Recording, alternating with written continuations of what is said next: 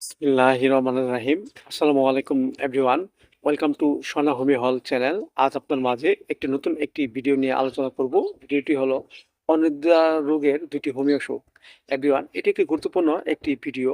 অনিদ্রা রোগ আমাদের মাঝে প্রায় কম বেশি সকল মানুষের মাঝেই এই রোগটি দেখা দেয়।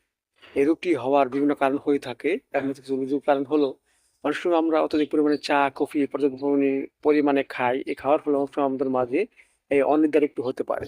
আবার দেখা যাচ্ছে যে আমরা অত্যধিক পরিমাণে শারীরিক কিংবা মানসিক পরিশ্রম করি। এই পরিশ্রম করার ফলেও অনেক সময় আমাদের মাঝে এই অনিদ্রা রোগটি হতে পারে। আবার দেখা যাচ্ছে যে অত্যধিক পরিমাণে চিন্তা ভাবনা থাকার কারণেও অনেক সময় আমাদের মাঝে এই অনিদ্রা রোগটি হতে পারে। বৃদ্ধ বয়সে এই রোগটি হওয়ার আমাদের মাঝে অত্যধিক হতে পারে। সো এভরিওয়ান, এই রোগটি আমাদের মাঝে হলে আমরা ২ টি ওষুধ সেবন করে সুস্থ হতে পারি। যেমন দেখা যাচ্ছে একজন ব্যক্তি অত্যধিক পরিমাণে চিন্তা ভাবনায় বিমূঢ় থাকে, রাতে ঘুম হয় না, একুশ ওকুশ করে। এসব লক্ষণে আমরা হোমিওপ্যাথি একটি ওষুধ খেতে পারি। সেটা হলো রাউলফিয়া মাদার। আমরা ১০ ফোঁটা করে সকাল বিকাল ২ বার সেবন করতে পারি।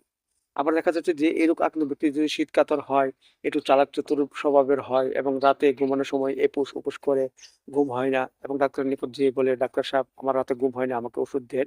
তাহলে এসব লক্ষণে আমরা হোমিওপ্যাথিতে একটি স্পেশাল ওষুধ খেতে পারি। সেটা হলো কফিয়া মাদার।